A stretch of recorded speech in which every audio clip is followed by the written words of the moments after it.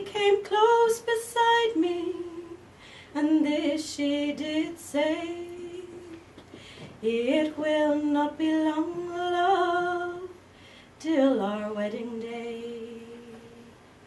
She stepped away from me, and she moved through the fair, and fondly I watched her move here and move there, and she made her way homeward with one star away, as the swan in the evening moved over the lake. I dreamt it last night that my young love came in. So softly she entered, her feet made no din, and she came close beside me, and this she did say, it will not be long, love, till our wedding day.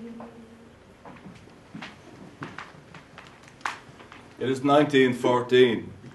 Ellie Vaughey, who lives with her family on the hill of Slane, is on her way to Drogheda when she encounters Francis Ledwidge. Ledwidge is a poet, a trade union activist, an organiser in the Irish Volunteers. He works as a labourer on the roads, but more importantly, he is in love with Ellie Vaughey.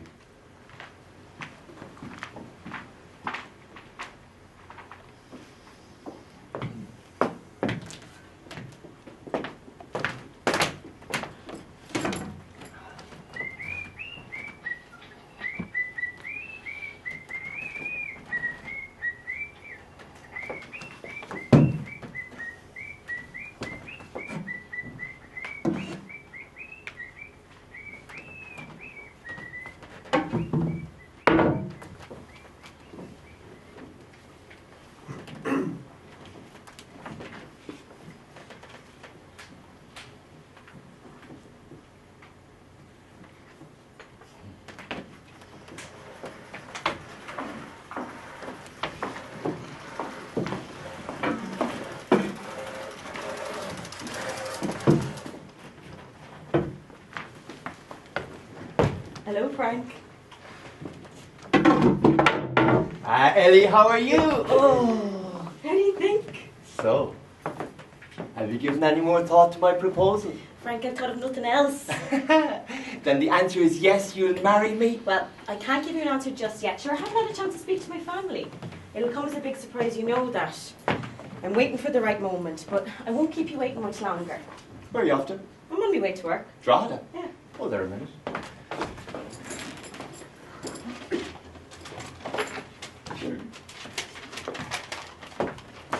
Will you drop these into the Drogheda Independent for me? What are they, more poems or stories? Poems? Any about me? Maybe. As long as you don't mention me by name. I want to shout it across the fields and across the valleys! You're a crazy man. You'll never guess who's taking an interest in my work. Lord Dunsaney. The local landlord. Sure, why would he be interested in poetry, and in your poetry in particular? You see, Ellie, to you and the locals, he is a landlord, but in the literary world, he is a giant. He's a famous playwright and short story writer. Sure, didn't I send him a sample of my poems, and he has only invited me up to the castle to see him. Well, you're certainly hobnobbing with the aristocracy. Oh, I know. And some people may not like it, but I think Dunsaney is genuine and that he can help me with my work. Sure, didn't he tell me I can have access to his library? Well, it all sounds very grand, Frank, but I have to be on my way now. I'm late. Well, I'll wait for you at the stile on Saturday. Yes, Frank, the usual time. Come on now, and I'll move the light for you. Mind your step there now, Ellie. And I keep telling you, get this thing oiled, will you, for God's sake? Thanks, Frank.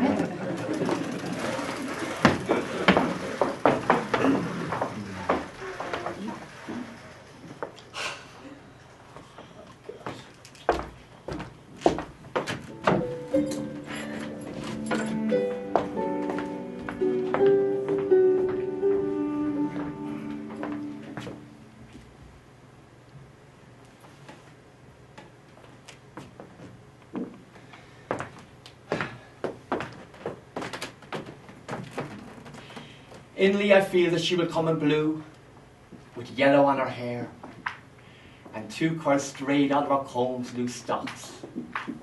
And I should steal behind and lay my hands upon her eyes. And her peal of laughter will ring far, and as she tries for freedom. Ellie? Ellie, what is the matter? You told them? So tell me exactly what they said. Frank, I have nothing against you, you know that. Paddy thinks you're a very talented poet. He said he can understand Lord Dunsaney's fascination with you. So what is the problem then? Friendship is one thing, but a marriage is a different matter. You sound as though you agree. You must realise they're only looking after my interests. Sure, since our parents died, they feel responsible for me, being the youngest. They want me to find someone who can provide for me. So it all comes down to land? Not necessarily. Ah, land it is, Ellie. The same old story. Nothing much changes around here. But maybe we were a little hasty. Look at it. I'm being introduced in Dublin next month to the National Literary Society. I mean, who knows what might come of that? If it goes well, I'll be as important as a newcomer.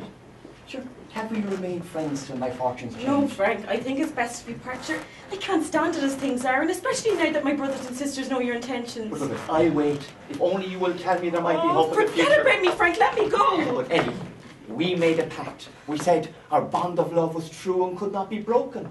As long as life, I said. As long as life, as long as death, you said, remember? Well, I release you from the bond, and I plead with you to release me. Ellie. It's for the best.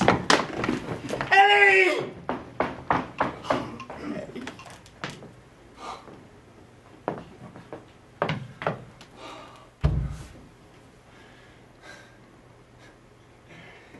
Had I but wealth of land and bleating flocks and barnfuls of the yellow harvest yield, and a large house with climbing hollyhocks and servant maidens singing in the field, you'd love me.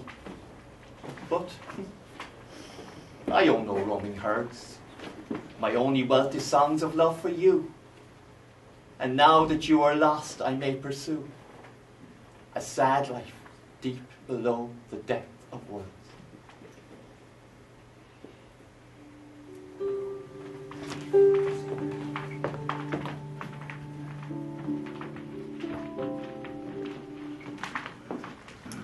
A little time has elapsed. Both Frank and Ellie have tried to move on with their lives. Ellie has found a new boyfriend, John O'Neill, but she's not serious about the relationship. Here we see John O'Neill walking Ellie down by the banks of the River Boyne. Well, they're all grand at my place. And yours? Oh, great. So you know Paddy's getting married next year. Ah, I like Paddy. Now, I have to leave you here, Ellie, or I'll be late for work. But you'll come to the dance on Saturday. I will. I'm looking forward to it. It's always a grand night up there in Colin. And sure, you know most of the crowd. Ellie, I've been thinking. We haven't been together long, but I'm very fond of you. And I now have a steady job at Townley Hall. Oh, will you stop? I'm not ready for settling down just yet. Well, you can't fault a man for trying. But mine now, I'm awful persistent. Especially when I know what I want. I'll see you on Saturday.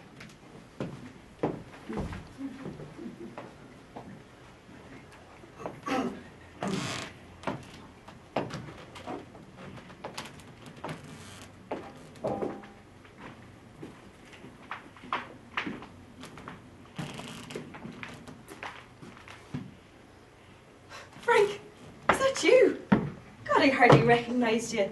Are you going somewhere mighty special, I mean? As a matter of fact, I'm on my way to Dunsaney Castle. His lordship wants me to meet some of his friends. Lady Gregory might be there. But you know, Ellie, I'm becoming accustomed to dressing like this. I'm in the public eye these days and I have to look the part, you know. But it's a funny business because his lordship wants to pass me off as a peasant poet. And yet he wants me to dress in a certain way so as not to upset his dinner guests. Frank, you look nothing like a peasant. You look like that fella. What's his name? Yates. Sure, you could say Yates looks like Russell. But tell me, Ellie, how have you been getting along? It was terrible how we parted. I haven't stopped thinking about it. Oh, nor I, Frank. I'm sorry I ran off like that, but I couldn't stand the pain of it any longer, and I haven't been able to get the image of you out of my head. Just standing there looking so forlorn. I've been crying a lot. I heard rumours you're seeing John O'Neill. No, I won't lie to you, Frank, I have, but it's not serious. We're just friends. John's a good man. I've known John for years. He makes me laugh. Nothing wrong with that. But you know, Ellie, poor old John's just like myself. No land to speak of and not much prospect. He's after landing himself a porter's job at Towney Hall. Hardly marriage material. And who said anything about marriage? Didn't I tell you it's a friendship? But what about you, Frank? How have you been coping? Do you remember, Ellie, I used to tell you about Ulysses and his voyage around Grecian shores? What they call the cradle of classical literature. Well, my dream has come true and I shall be following in his path. Lord Dunsaney's taking on a holiday. Not at all. Sure, his lordship's idea of a holiday is shooting game in East Africa. No, Ellie. I'll be shooting Germans. Tell me you're joking. You're not taking a join in the army. I'm very serious. But you're anti-Redmond. I am not. Sure, I was always an active supporter of Home Rule and a great supporter of John Redmond and his brother Willie. But I don't understand. Weren't you the very one who voted against the proposal when everyone else here was in favour? That's because they were using Home Rule as a reason for enlisting, and that's wrong. Home Rule is as far off now as ever. I told them so and they didn't like it. Look it, the British can promise what they like, but they can't deliver on Home Rule as long as the Ulster volunteers are armed and ready to resist. It will come only after a bloody confrontation between the volunteers on both sides. Look at Eddie. Didn't I spend most of last year training the lads of the local branch in preparation for such an event? But sure, the war has changed all that. But if it won't help secure Home Rule, then why are you going? Because the cause is just.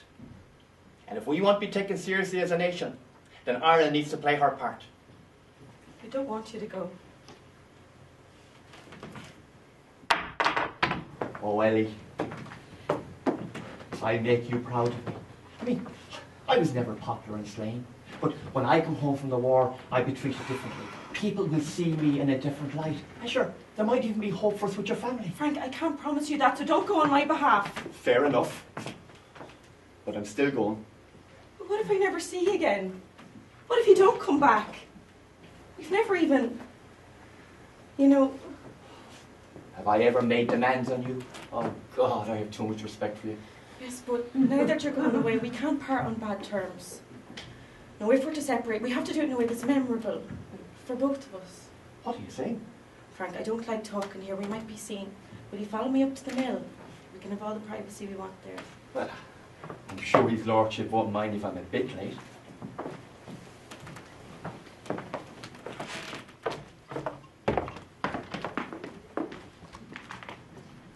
Frank and Ellie headed off to the mill, and it is implied that the couple became intimate there. Ellie, finding herself pregnant, is forced into a loveless marriage. On the eve of the marriage, in the Vaughey home, we see Ellie talking to Anne McGovern, her friend. Anne McGovern will act as her bridesmaid.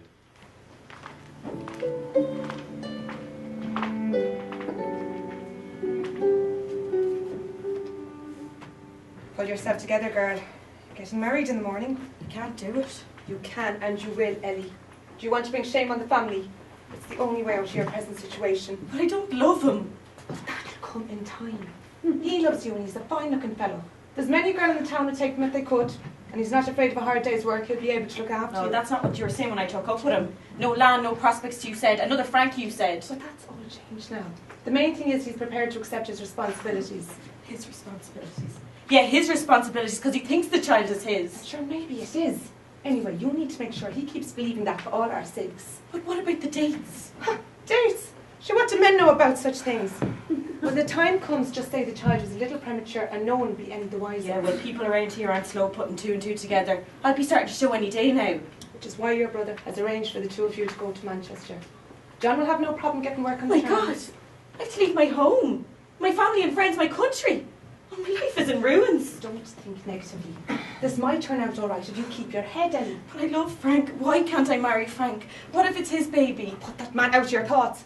Frank has joined the army. Very convenient for him, isn't it? He's probably thousands of miles away by now. He might still be in barracks here. Ellie, he's nothing but trouble. Didn't he try to start a strike at the mine in Bow Park, and it's a mercy that all the men weren't laid off, and not just himself? And he's been seen going about the place with the Sinn Féiners. Besides, he's eccentric like all those poetic types. No, Ellie. John O'Neill is by far the better option. We've discussed it and we all feel the same way. You've discussed it, and what about me? Don't I have a say? You know what's best, Ellie. Think of the family.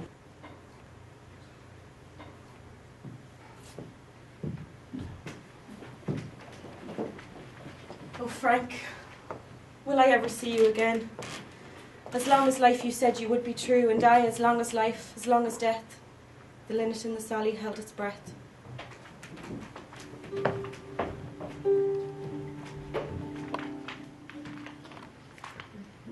The scene moves to a house in Manchester, England.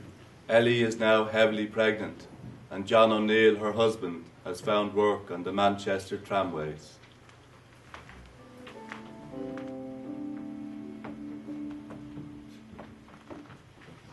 Have you made any dinner? I'm starving. Not yet. Have you given up housekeeping altogether? State of the place. And what do you expect of me in my condition? You were never very keen on housework. There's no use trying to blame your condition for that. It's a wonder you married me at all. Don't start me on that road. If you've something to say to me, say it. You know full well why I married you. I thought you loved me and I thought the baby was mine, and you would have continued to deceive me if my mother had Your noticed. mother! I was wondering how long it would take before you got round to the subject of your mother. Your mother this, your mother that. She knows everything, of course. Did it ever occur to you or your mother that I could be carrying a large baby, or twins even? Ellie, stop it. We both know the baby isn't mine, and we know who the father Do is. we indeed? Yeah, you were with Francis Ledwidge before you met me. And it was over. We broke up. How many times do I have to say it? You were with him that day when I asked you to the dance up in Colin. I was on my way to work, and when I was on the hill, I looked back and I saw the pair of you walking towards the mill. Two old friends catching up. What's the harm of that? If you're going to continue to the night, then I'm not going to even bother to talk to you. Well, don't speak to me, and you can make your own dinner now since you're so smart. What? Have you a little problem with that? Maybe you need to write home to your mother to ask her how to fry an egg. I'm going to the pub. Oh, but of course you are. Sure, isn't that what you do every night? You're only looking for an excuse. And another thing, Ellie, when the baby is born, I want nothing to do with it. You can bring it back to Ireland with you. What'll you do with yourself? Well, I can't live on what they're paying me. I'll have to join the army. Been considering it for a while. A fine soldier you'll make. A better one than Francis Ledwidge.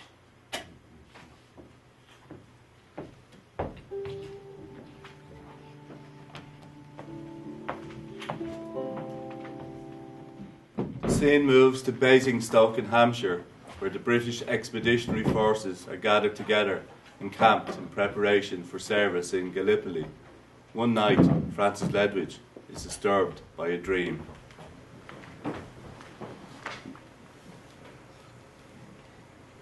No! No! Oh.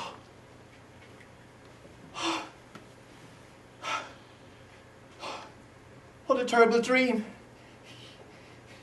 Nothing made sense.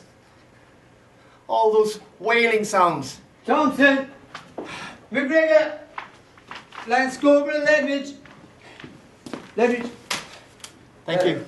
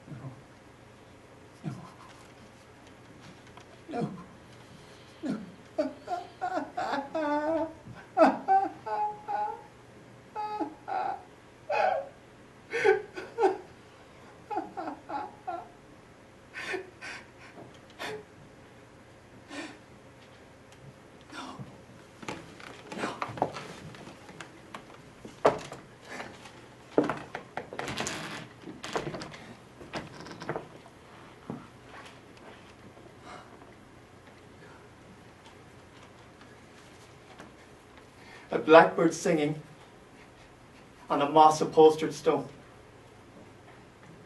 Bluebells swinging, shadows wildly blown. A song in the wood, a ship on the sea. The song was for you, and the ship was for me. A blackbird singing, I hear in my troubled mind. Bluebells swinging, I see on a distant wind. But sorrow and silence are the wood's trinity.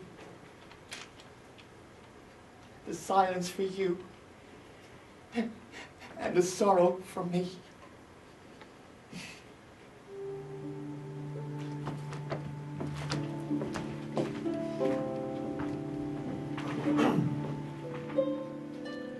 Frank, who is overwhelmed with grief, has asked to see his good friend Lord Dunsaney, who is now a captain in the regiment. Francis Ledwidge is summoned to Captain Dunsaney's quarters.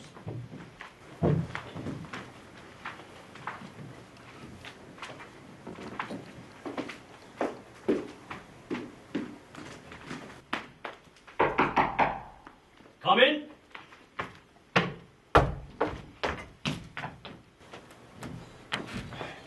Your lord, I mean captain. Never mind all that. How are you, my friend? How are you? I'm sorry that I haven't been able to see you before now, but as you can imagine, I've been rather busy since I got here. As I told you in Dublin, I have rather mixed feelings about your being in the army. I don't think it's quite the place for a man of your talents. But I have to say, it really is good to see you. How have you been coping with everything? Oh, come on now, old chap. Things can't be that bad. English officers giving you a bit of a ribbing, hmm? I'm sure it's only one or two of them. By and large, you're a decent sort. No, sir. The lads are fine. It's just that I've heard the most terrible news from home. Oh, nothing to do with your dear mother, I hope. No, sir. Do you remember that girl I told you about, the one with whom I broke up? Your muse, Frank. What was it you used to call her? The orchard maid. Your muse. All poets need a muse. But I've told you to move on. I suppose you're going to tell me she got married. She did get married, sir. And now she's dead. What? She died giving birth. Oh, I'm really sorry for your loss, Frank. That's a tragic news. See, the thing is, she died in Manchester. But I and the family have brought her home to Ireland. But I need leave to pay my last respects. I must go home. Steady on, Frank. You know that I would do anything for you. But you must be realistic about this. Were she your wife or a sibling, perhaps you would have reason for leave, but an ex-girlfriend? Really, I don't think so.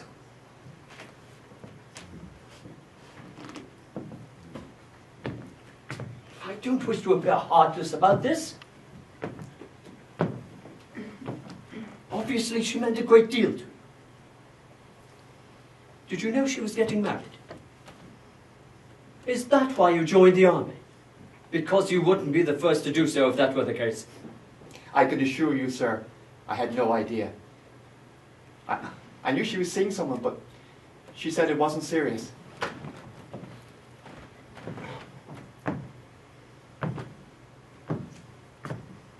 I have an uneasy feeling about this.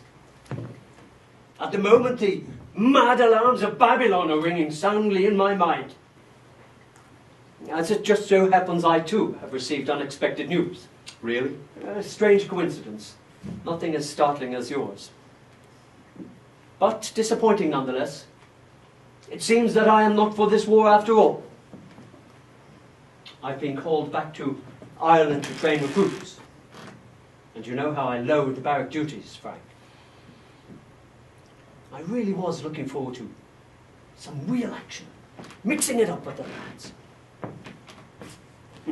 Just think, a war raging in Europe, and I'll be stuck in boring old Dublin for the whole of 1916.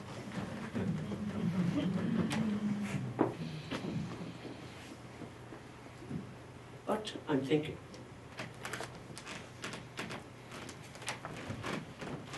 If we were to leave together, I would stay, of course. I would have to stay, but you could return as soon as the funeral is over, or else you land us both in a lot of hot water. I won't let you down, sir. And I will never forget all you have done for me. Right. We'll make the arrangements. Cut along. There's the bugle.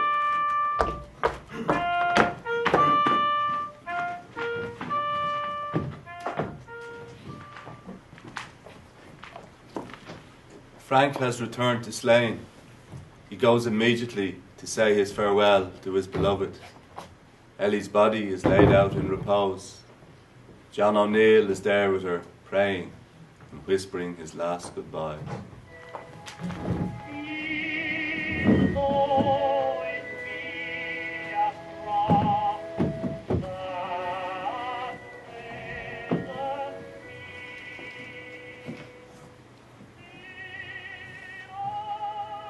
Why did it have to end like this? I loved you once, thought you loved me, but it was all a big charade. We could have let it go of it despite everything, if only you'd accepted me, but you loved another. God knows I tried to win you, but I couldn't afford the luxuries that might have made a difference, and you resented me for it. You were right. Man should be able to provide for his wife and not have to survive on the paltry wages of a tram driver. It is my shame. You spent your final days in the workhouse infirmary. I'm sorry. The workhouse? What are you doing here? Have you no respect? It's to pay my respect that I am here. Well, you're not welcome. Now get out before I throw you out. John, why are you treating me like this? If anyone should feel aggrieved, it should be me. You stole her from me. I didn't steal her fast enough. She's dead because of you. I have no idea what you're talking about. You haven't, have you? You really don't know, do you? No, I don't. Get out of my sight. John, please. I've come a long way. Give me one moment to say goodbye to her, please.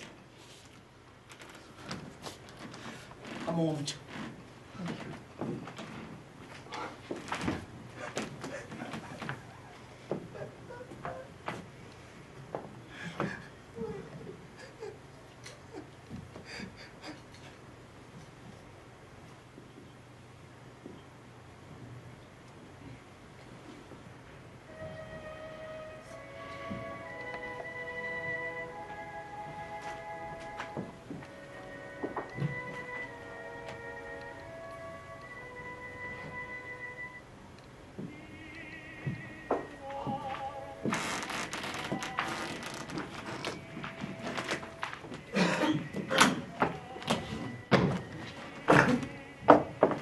Oh, Anne, am I glad to meet you. That didn't even look like Ellie in there. But what you don't know is that she had a difficult birth. The baby had to be cut out when there were a lot of stitches. Septicemia set in. She lingered for 6 weeks after, in agony as the poison spread through her. They tried everything, but they couldn't save her. It was terrible. It's as well you weren't around. You wouldn't have been able for it. Look what it's done to poor John, and he's a powerful man. I don't think it matters how big or how strong you are. Tell me, who's this little one? This is Rita, Ellie's baby. So they brought her back? Yes. She was so small they carried her in a shoebox. John's mother's going to look after her. John has decided to join the army. I'm afraid she doesn't even look like John already. And I think she's the image of you, Frank. What are you saying? She's yours, Frank. Ellie told me so herself, and John knows about it. This is not true. It can't be. I mean, she looks nothing like me. She's far too good looking. My God. No wonder the man wanted to slit my throat. Do you think he'll ever forgive me? You've enough to be worrying about now without John O'Neill. I'd stay well away from him if I were you. May I hold him a while?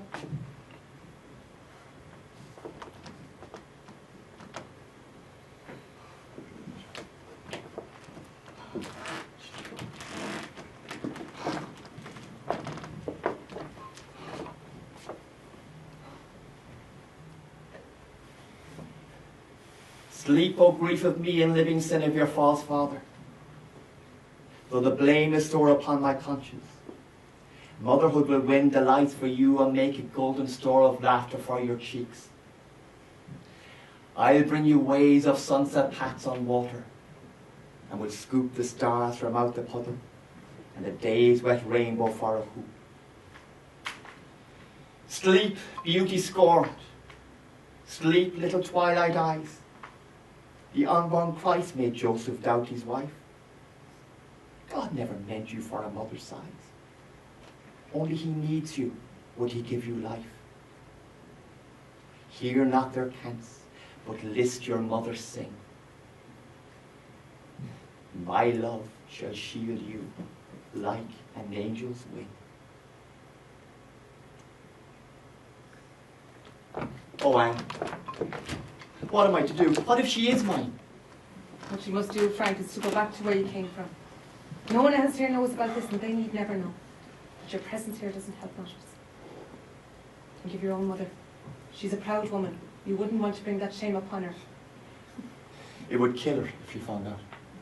There's your answer, Frank. Go away now until all of this is past. You're a good friend, Anne. I must be going, because I'm due back anyway.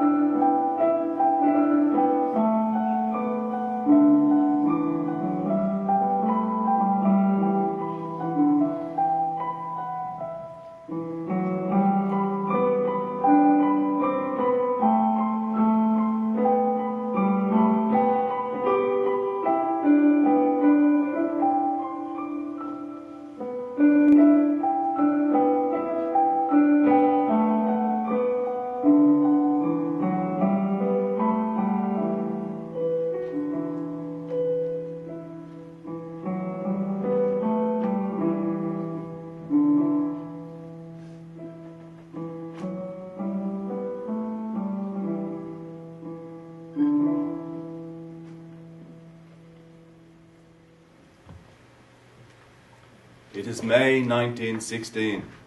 Francis Ledwidge has survived Gallipoli, and he has also seen service in Serbia and Salonika. He is now in Manchester, England, in a hospital, recovering from gallbladder inflammation. While he is in hospital there, the Easter Rising has taken place in Dublin. Nurse! Nurse! Is there a copy of the Chronicle about? I sent them a story and I'd like to see if they published it. Yeah. Thank you.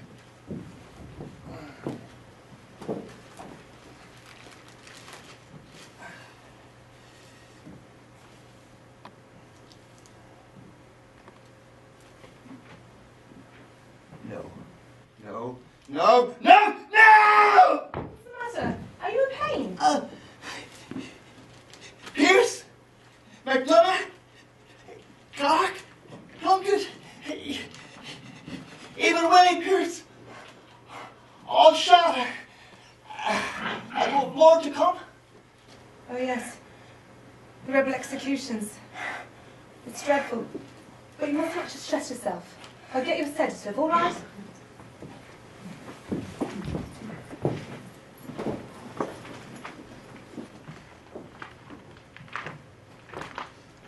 Later that week, Frank is sent back to Ireland, where he is posted to Ebrington Barracks in Derry.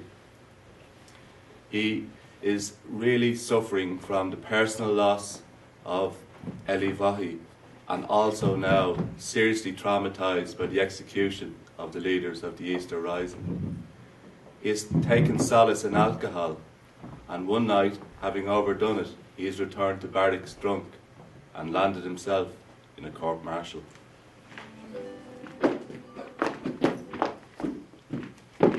Lance Corporal Ledwidge, you are to be demoted. Private Ledwidge, get up!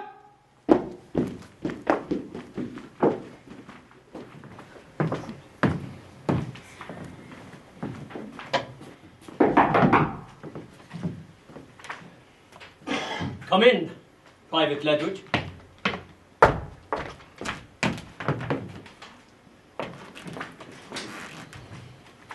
I'm sorry I could do nothing on your behalf. I even spoke with old Major Wilcock, telling him he would go down to posterity as an afflictor of poets. He seemed sympathetic and was genuinely affected, but rules are rules and the disciplinary code must be adhered to. Thank you, sir. I understand. Frank, you brought this upon yourself. You really were inviting trouble. I know what you're going through. All this business with the Easter Rising. Sure, wasn't it I who introduced you to Thomas McDonough at Dunsaney Castle? Indeed you did, sir. A lovely poet. A lovely poet. Such a shame. I just can't help thinking about his poor wife and their 2 young children. And I suppose you're still brooding over that girl who died. I lost her twice. Once in love and again in death, but strangely her death has healed the wound of her rejection. She is closer to me now in death than she was at the height of our romance. Especially seeing as I am in a dangerous situation myself and very near to death too. Frank, the military court has made a recommendation that you be sent back to the front for your own good, to keep you out of trouble. But it is only a recommendation. Now, I can speak with 1 or 2 people to see if we can keep you here. No, And I'd rather go back. but why? You have a strong medical case in view of your gallbladder problem and your neurasthenia. What is there left of me in Ireland? Ellie's no more. The rising has happened and has ended in failure. The leaders are all shot. Tell me, what is there left? Perhaps it is well. for you to go and clear your mind of all that stuff.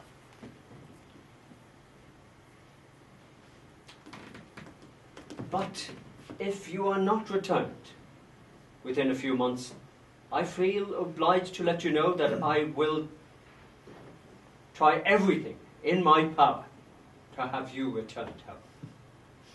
I promise to keep my head down, so. Just keep sending me those poems. I will, sir. I definitely will. Good chap. Good luck. Oh, by the way.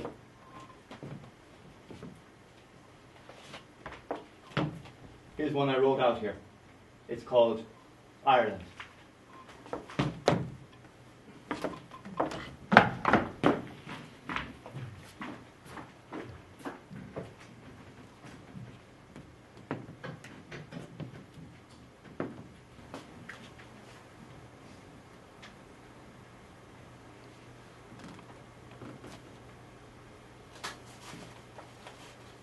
I have an inordinate feeling that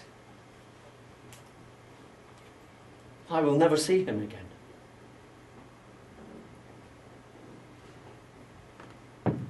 That would be unbearable as we have grown so close. I would never forgive myself if anything were to happen to him. And likely the people at home would blame me, saying it was I who influenced him to join the army.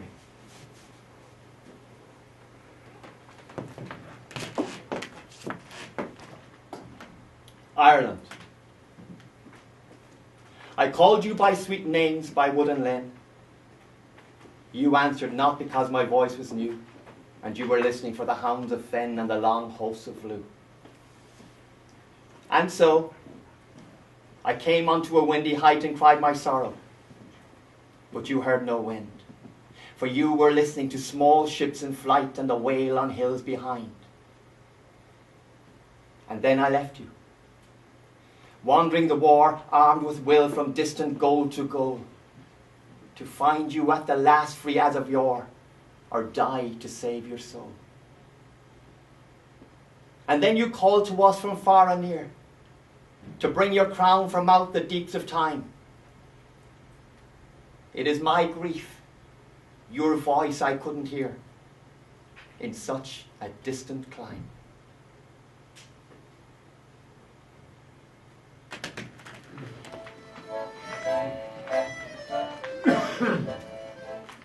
Frank's company is now in northern France. During a spell of inactivity, he has gone with some of the other soldiers to a cafe, which is really a farmhouse where food and drinks were served. Frank is the last to leave. His spirits have been uplifted by the wine and also by the presence of an attractive French maid.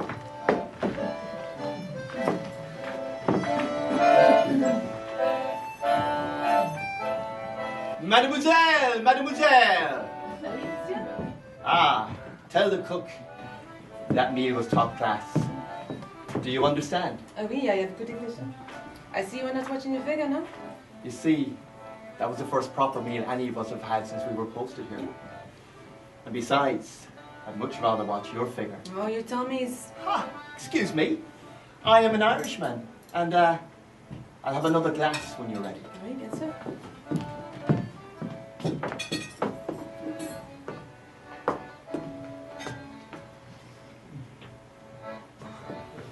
Excusez-moi. Irish Messiah? My name is Francis. And yours? Chantal. Ah, such a beautiful name. Ah, monsieur? Kiss the maid, pass her round. Lips like yours were made for men. Our loves are far from us tonight, but your red lips are sweet as any. I have a bow tongue. Ah, but of course. You see, a girl with your looks would have many admirers. Oh, to be young. When I was young, I had a care lest I should cheat me of my share of that which makes it sweet to strive for life, and dying still survive. a name and sunshine written higher than that our poet dare aspired. But I grew weary, doing well besides, 'twas sweeter in that hell. Down with the loud banditti people who robbed the orchards, climbed the steeple for jackdaws' eggs, and made the cock crow ere 'twas daylight on the clock. I was so very bad the neighbours spoke of me as their daily labours. And now I'm drinking wine in France, the hapless child of circumstance. Tomorrow will be loud with war. How will I be accounted for? It is too late now to retrieve a fallen dream. Too late to grieve a name unmade. But not too late to thank the gods for what is great. A keen-edged sword. A soldier's heart is greater than a poet's art. And greater than a poet's fame.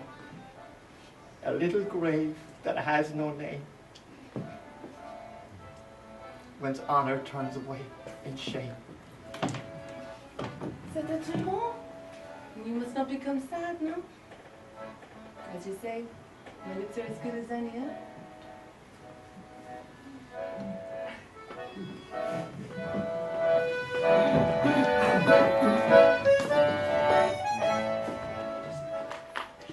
It is June 1917.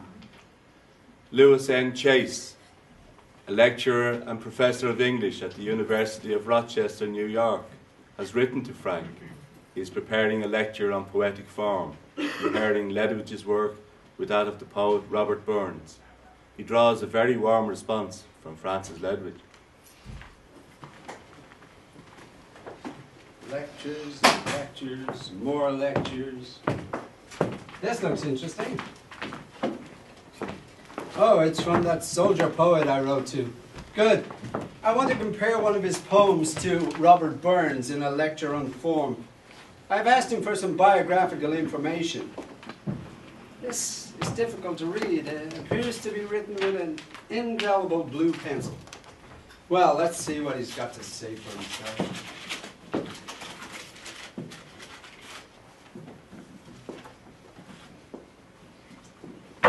Poets.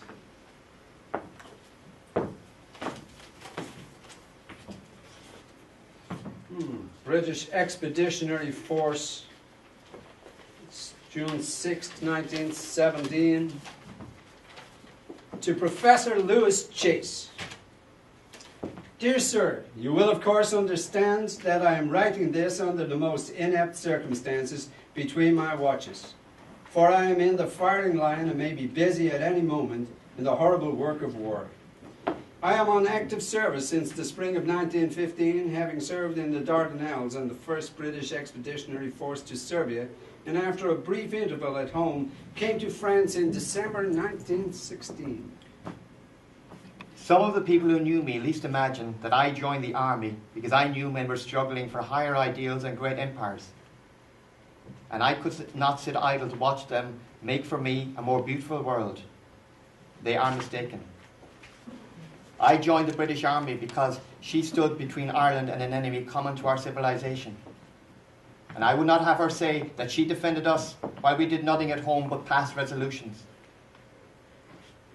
I am sorry that party politics should ever divide our own tents, but I'm not without hope that a new Ireland will arise from her ashes in the ruins of Dublin, like the phoenix, with one purpose, one aim, and one ambition.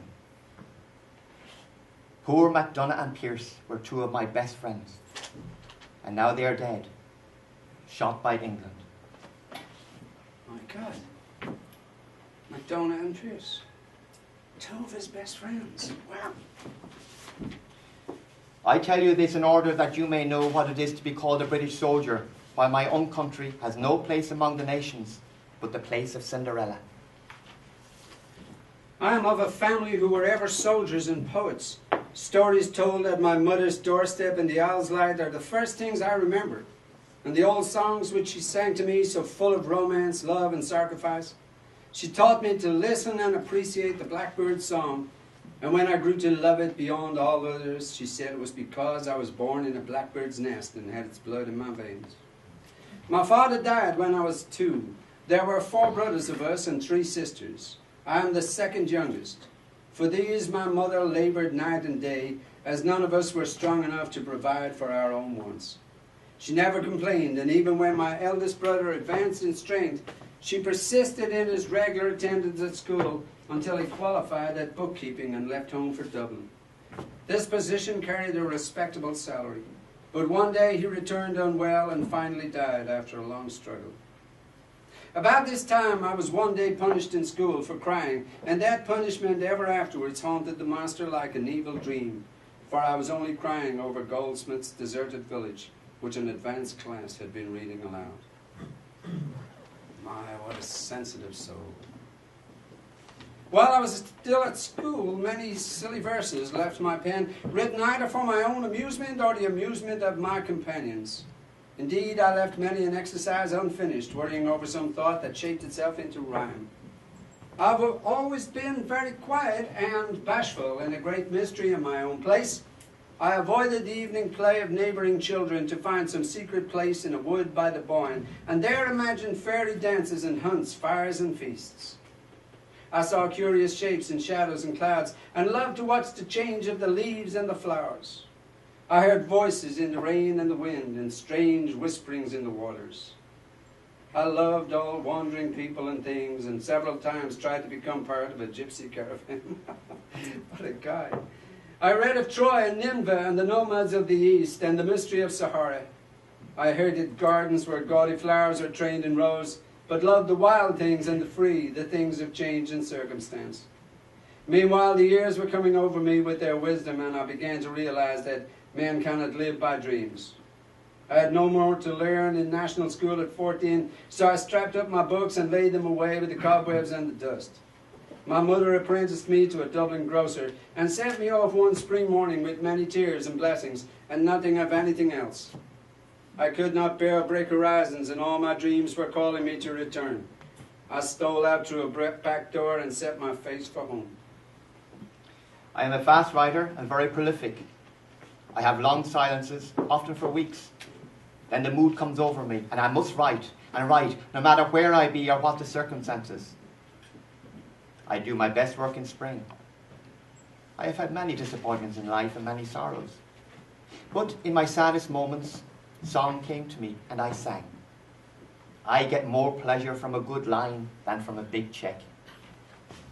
Though I love music, I cannot ride within earshot of any instrument. I cannot carry a watch on account of the tick, real or imaginary. I might as well try to sleep under the bell of Bruges as in a room where a clock stands. I write a lot late at night in my rooms, though mostly my poems are written out of doors. I have been to Naples, Egypt, Greece, Serbia, Spain and France, but in no country have I found a people as wonderful or strange as my own. I have written many short stories in one play, which is declared a success by eminent playwrights who have read it. My favourites amongst my own poems are always changing. Of those published, I, perhaps like Thomas MacDonagh, better work than any you have yet seen from me is being selected for my next book. But my best is not yet written. I mean to do something really great if I am spared. But out here, one may at any moment be hurled beyond life. Best wishes and thanks, yours very sincerely, Francis Ledwidge. What an extraordinary letter. What an extraordinary man.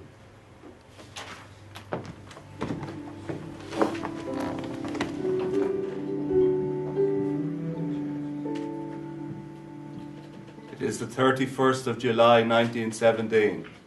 It is the last day in the life of Francis Ledwidge. Captain Dunsaney has received some mail.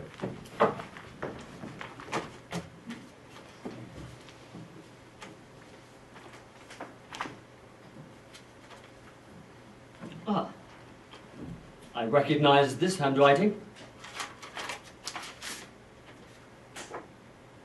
As I thought, Francis Ledwidge. You will be surprised to hear that I am back at the business of road mending. No, I have not been sent home, though am only waiting on the word. I am stuck here in Belgium, Ypres to be precise, where I am engaged with a party of men repairing the old road to Pilchen in preparation for a new assault. We are laying down wooden boards on the wooden and muddy terrain. As you can imagine, it is arduous work, made almost impossible by constant rainfall. Although it is still July, autumn is already here. The temperature is quite cold, especially when one is standing around soaked to the skin. Mugs of hot tea are periodically handed out to help revive our numbed limbs, but sometimes the rain is so heavy that we have to abandon our work altogether. It is during these long spells that I have had time to work on my long poem, the one I was telling you about, and now it is finally finished. Superb. It is one of my longest poems to date and relates to the Lenorn She, the Gaelic muse of poetry. She is singing, singing beside a stream in me, telling the story of Tirnanog, the earthly paradise. While writing this, I had a vivid dream of my poor Ellie. She came calling to me. I wonder, is it a portent of my demise? I believe in such things, you know.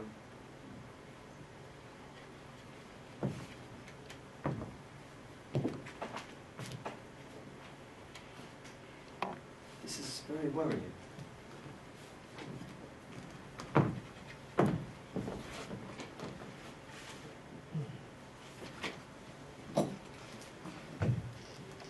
To Mr.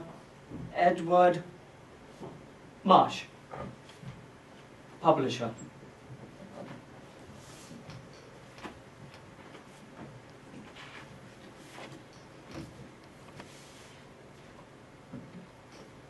My dear Edward, you will remember Francis Ledwidge, my protégé, whose work you included in the book of Georgian verse. I have just received a most disturbing letter from him, in which he seems obsessed with death.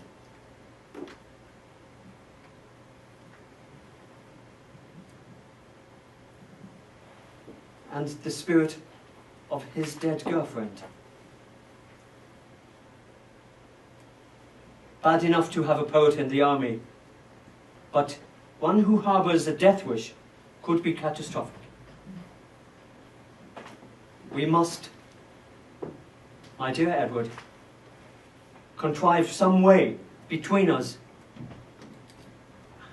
of getting him home before he is killed.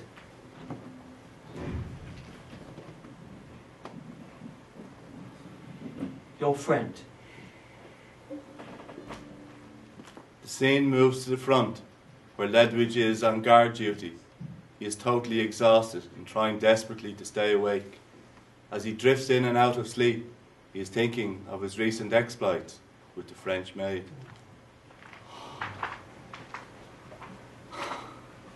Lips like yours were made for many. And what about my lips, Frank? Have you forgotten so quickly? My own dear, sweet Ellie. How could this be? But my songs of love for you, why do you scatter them about? Follow the path I leave for you. Follow the path. From hill to hill, from land to land, my lovely hand is beckoning for you. You'll follow on through dangerous zones, cross dead men's bones and ocean stormy. Someday you know I'll wait at last and lock you fast in white embraces. And down mysterious ways of love, we too shall move to fairy places.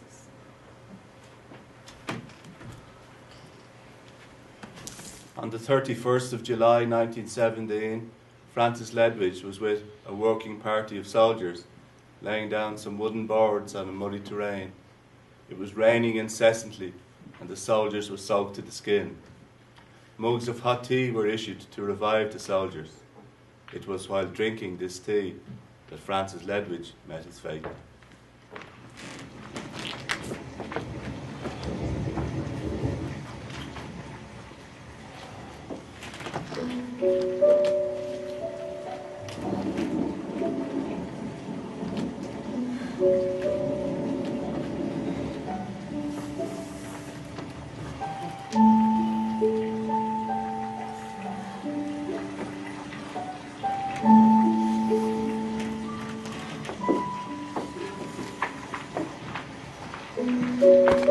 Frank, nice to get rid of leave for you. Thank you, Bob. All right, my son.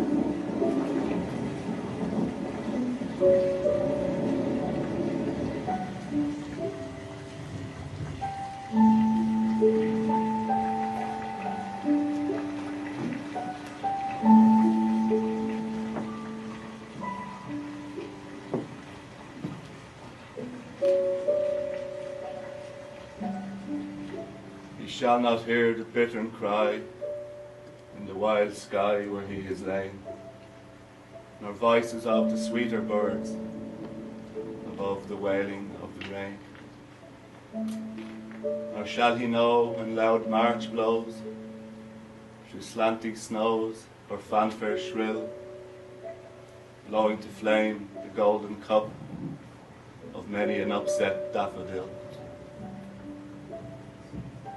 When the dark cow leaves the moor and pastures poor with greedy weeds, perhaps he'll hear her low at morn, lifting her horn in pleasant meads.